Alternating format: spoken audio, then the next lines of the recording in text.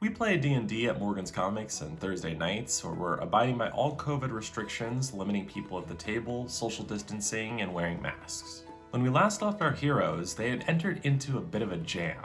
The ranger had entered into a room in which two harpies were descending upon her, charming her into the mud as they were going to feast on her helpless form.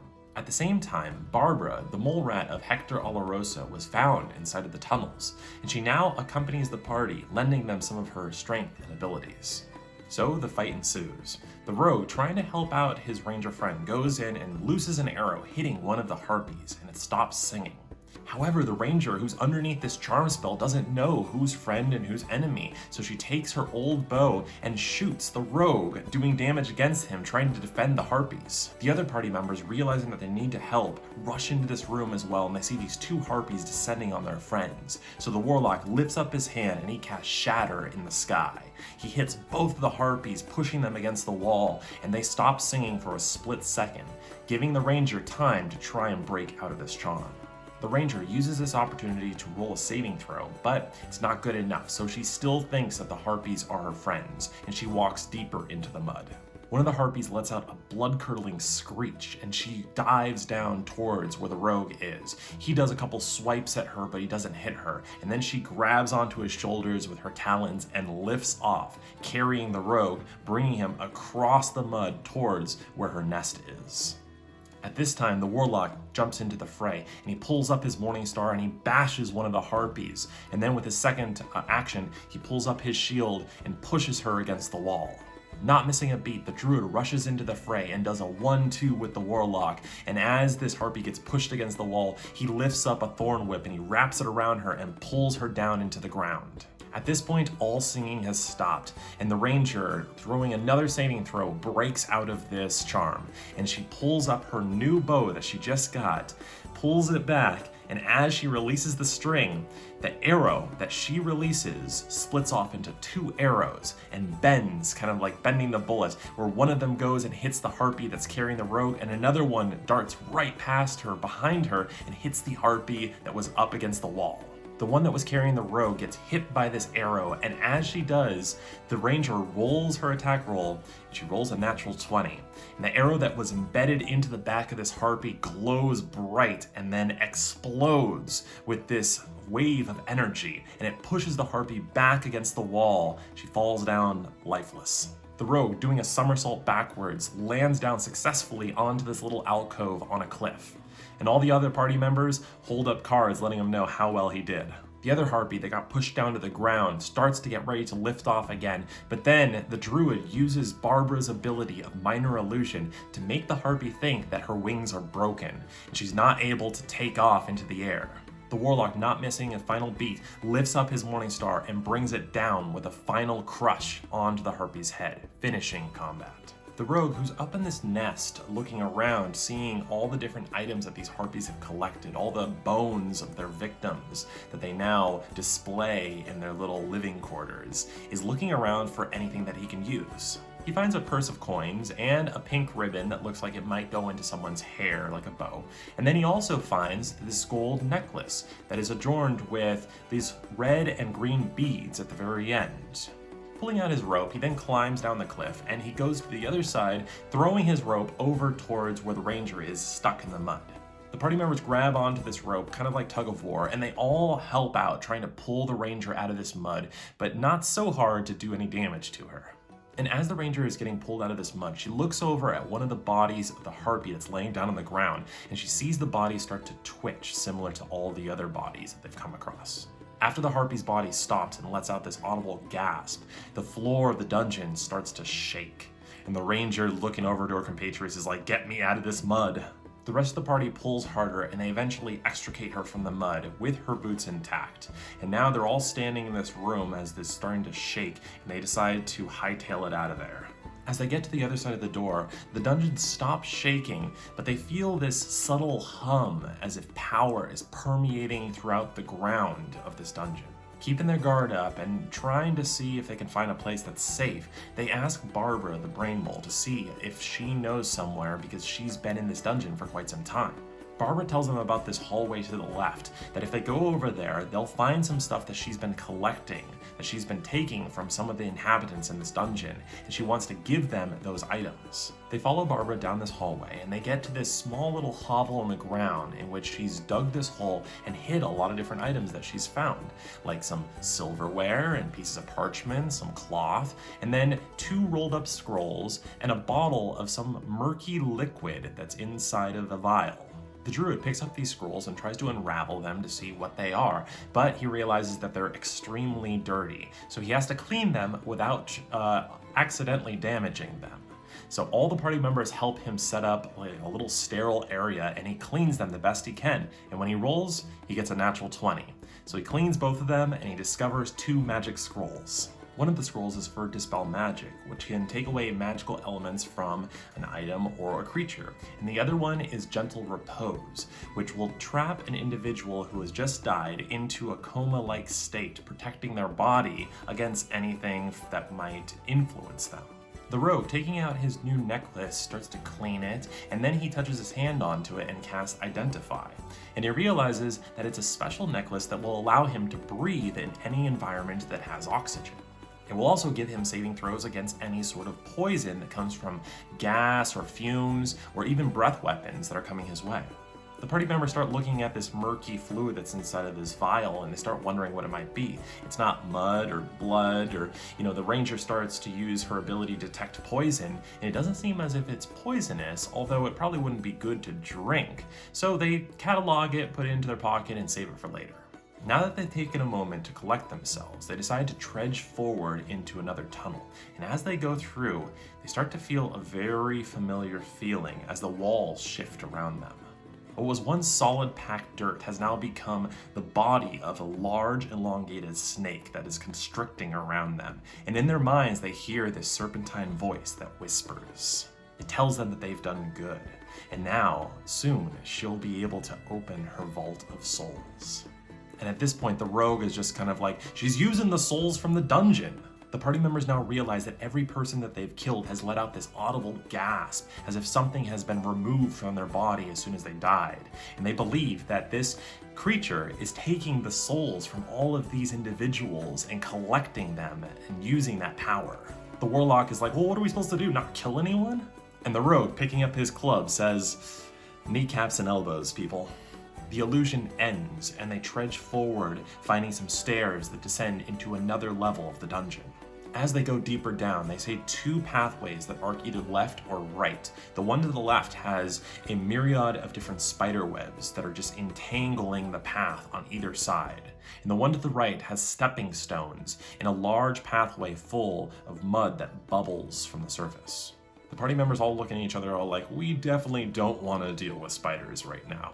So they decide to go onto the pathway and see which way it goes into the muddy room. Party members go along this pathway, skipping from one stone to the next, and they finally reach this large wooden door that leads into another room. Very carefully, they open the door and they descend into it, and they see for the first time this room that's lit up with all of these torches and a large pillar with artwork that's painted on it in the center of the room. This pillar seems to be of high pedigree as it depicts this nature scene of tons of vines with flowers wrapped around it. And the characters suddenly think to themselves that maybe this place, this dungeon that they're now in, didn't always used to be a dungeon, but it might have been something much more beautiful in another time. As they go to investigate this pillar, something crawls out, reaches over, and grabs onto the leg of the rogue. And this creature that looks like this undead image, kind of like Eddie the Head from Iron Maiden, starts grasping onto his leg and trying to pull the rogue down. The rogue very quickly pulls out his immovable rod, sticks it onto the top of this undead creature, and pushes the button, securing the undead creature to the floor. The druid, moving quickly, pulls out his spear and lops off one of the hands of this creature, and then it just stops moving, seemingly dead. The druid picks up this severed arm and starts waving it around, saying something like, "Can I get a round of applause?" And suddenly the arm animates and leaps over, grabbing onto his neck and choking him. This undead creature stuck underneath the immovable rod starts to wriggle, trying to get away, and as all the party members leap forward to try and help out the druid, this undead creature releases this necrotic wave of energy, and all the party members have this sense of fear that grips their heart. For a second, they can't move any closer to help out their druid friend, but then they shake out of it and they leap forward, prying the hand off of his throat. The rogue, taking out his rope, secures this creature to the pillar, tying him up, making sure that he won't be able to move. The warlock grabs onto the arm, pulls it off of the druid, and throws it into the corner, and suddenly the arm animates, jumps up on its fingers, and starts moving around like Cousin It from the Addams Family.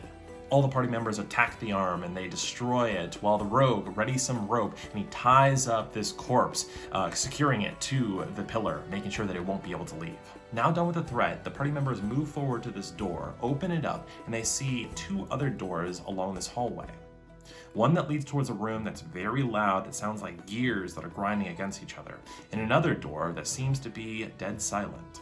They go over to the silent door and the rogue picks the lock, and when they open it, they see many cells inside of this room that are housing villagers of Orlane. At first they think that the villagers might be dead, kind of like underneath the Golden Grain Inn, but as they get closer, they see that the villagers are alive, even though they're very weak. The party members enter into the room and they free all of the villagers from their manacles and their cages, and they discover that a lot of them are the missing villagers of Orlane. Two of them are actually the Weavers, who are the parents of Evie, the girl who came to Aunt Hotchuk at the beginning to seek their help. They ask the prisoners if they know why they've been taken to this dungeon, what have they seen while they've been here in the depths. And the prisoners have told them that they've been forced into labor in order to excavate something inside of this dungeon, removing a lot of the muck and the mud and the water from the floors of this dungeon so that something can be emerged. One of the villagers says it resembles a large stone monolith, or maybe even an archway, that seems to be extremely ancient. The warlock takes the other party members in a huddle and he starts telling them that he doesn't want to be that guy, but he's kind of wondering what they should be doing with these villagers now. They don't feel like they can guarantee the safety of these villagers, and they also realize that they need to end this evil before it continues, so they can't bring them into a fight that might be waiting for them at the other side of this door. Travor, the Warforged Knight, offers them a solution and tells them that he could lead the villagers up to the first floor where they had fought the Harpy, and they can barricade themselves inside of that room, and he would protect them. But if he does, that means that the party members would be down one man, their tank, and they would have to be extra cautious in any fights that they come across. The party members talk amongst themselves, and they agree that this is probably the best solution in order to protect the villagers of Orlane. So they tell Travor that they'll try and stay in contact with him mentally through Barbara in order to see if they need his help. But they tell him to protect the villagers and hold down the fort for when they return. The party members embrace Travor, as he says farewell for now, and he escorts the villagers to the top level of the dungeon, barricading himself inside the room. And now, the rest of the party members wait. They decide they want to try and go for a short rest, but they still keep watch at this door, making sure that if anyone comes in to look on the prisoners, that they'll be able to get the jump on them. As they all stare at the door, waiting for it to burst open at any moment, the ranger starts to tell them a story to ease their nerves. She tells a story of her as a child and when she used to live in her village with her best friend, and how the both of them helped out one of the village elders solve this mystery, Nancy Drew style. It turns out that there was this ancient tree that was nestled in the middle of this village, and that this elder was accused of cutting down a branch from this tree in order to build something out of it, so he was banished from the village. The two girls worked together in order to try and solve this mystery, and they followed some clues that led them towards the mayor's son, who turns out had cut down one of the branches in order to build a bow. Because of their help, this village elder, who was banished from this village, was now allowed back in, and as a thanks, he showed them how to shoot their first bows. And this is where the ranger's love of archery started to come into play. Because of that individual, she started to hone her skills, and it made her the deadly force that she is when it comes to range attacks. The other party members listen and calms their nerves to the point where they're able to drift in and out of dreamlike states. During this time, Barbara the Brain Mole actually moves over to Raffles the Ferret and starts talking to him using her telepathic ability. She includes the rogue also and sends them both images of her travels and escapades with Hector Olarosa. Some of them, they were climbing a mountain, and other ones, they were on a large seaward voyage. And one, they were inside a marketplace in Waterdeep, the capital, buying apples for Barbara. Raffles starts to get excited because the ferret also remembers this apple stall, and sometimes in which the rogue was able to steal some apples for him. And for the first time, the rogue actually starts to feel the emotions from his animal companion, some of these memories that are waving over him. The party members get a short rest, and in doing so, they're able to fortify themselves for whatever awaits them on the other side of these doors. They exit the prison cells and approach this other door with the sound of grinding gears on the other side. As they open the door and peer inside, they see this grotesque laboratory that looks like something right out of Mary Shelley's Frankenstein. And they see all of these bodies that are laid out on tables with these tubes that are coming out from the ceiling and jettisoning downwards, entering into their throats, pumping some sort of liquid inside of them. The warlock approaches one of the tables and he grabs onto the tube that's been forced down this villager's throat, and he pinches it, stopping the flow of liquid. And as he does, the villager's eyes shoot open and fear starts to emanate from him. And you can see the body starting to wriggle and constrict as he's gasping for breath. And then the warlock releases it, letting the liquid continue to flow. And the villager's eyes close as he goes unconscious again. The party members, not sure what to do right now because they're not sure if they can be burdened with more villagers, decide to leave them at this point and continue forward. The party members reach another door at the end and they open it up very cautiously and peer inside. And when they do, they see this large, expansive altar room with many different stone statues that are adorning the middle of it. And at the very end, they see another statue of a large snake-like creature with the face of a woman. And in front of it, a giant Goliath that seems to be praying at the base of the statue. This giant that's clasped in ceremonial robes stands up, turns around, and looks directly at the party members. And as he does, two figures start to emerge on either side from behind these statues. One of them is an armor-clad undead humanoid with pale skin and even whiter hair. He varnishes two blades out from his holsters. And the other individual is Hector Olarosa, who sees all the party members and looks at the warlock and says, "Amigo, that's my hat you're wearing." The warlock starts off and he reaches over to himself, casting this frost armor onto himself. Then he speaks over to his morning star and decides to engage in a pact with the entity inside. He illuminates his morning star, rushes over to the giant cleric and bashes him onto the side of the face. But the cleric rolls over and smiles, spitting out blood. The rogue moves next and he rushes over to this undead creature, a wight, and he lifts up his sword and attacks him, but the wight evades out of the way. And then the wight lifts up his sword and drives it into the shoulder of this rogue. And as he does, the rogue makes a constitution saving throw and he fails. And suddenly, the rogue starts aging in front of everyone as life gets taken away from him. Years start to be taken away as he starts to get gray in his hair. And at this point, he loses some of his max HP. Hector moves next, looking over at the party members, and suddenly he becomes invisible, and everyone's all like, "Oh crap." The ranger lifts her bow and she shoots out several shots, hitting the wights, and then one of them goes directly towards the cleric, but he lifts up his hand and this ethereal shield appears in front of him, stopping the arrow. The druid moves next and he casts Moonbeam onto this giant cleric, and as he does, this light coming in a circle emanates from the top of the ceiling and comes down, encompassing this cleric. The giant cleric, seemingly not even noticing this light, reaches down and grabs onto this warlock.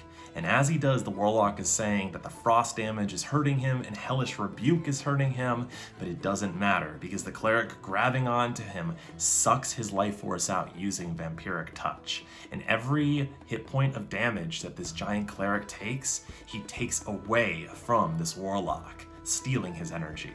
All the while, Hector reappears behind the ranger and stabs her with his rapier, telling her that if she joins them, it'll be much less painless. The druid convinces Barbara to try and reach into Hector's mind and remind him of who he is, snap him out of this confusion. But as she tries to do it, she isn't able to reach in and she recoils from this dark energy that's consuming his mind. The rogue attempts to jump on top of this wight and grapple him to stop him from using his blades, but he isn't able to, and the wight lifts up his blades, striking again into the rogue and stealing 5 more years from him, as this white line starts to appear defined onto the beard of this rogue.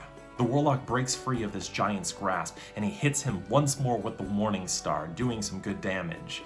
But the giant reaches over, grabs onto the warlock once more, and now he tries to infuse poison into his blood. And for a second, this green liquid starts to enter inside of the warlock, and he starts to get images of the snake-like creature that lives inside of the depths of this dungeon. And he starts to believe that she might be an actual god. For a second, he feels as if he should follow her, that it's his destiny to do so. And then he breaks free of this poisonous mind control.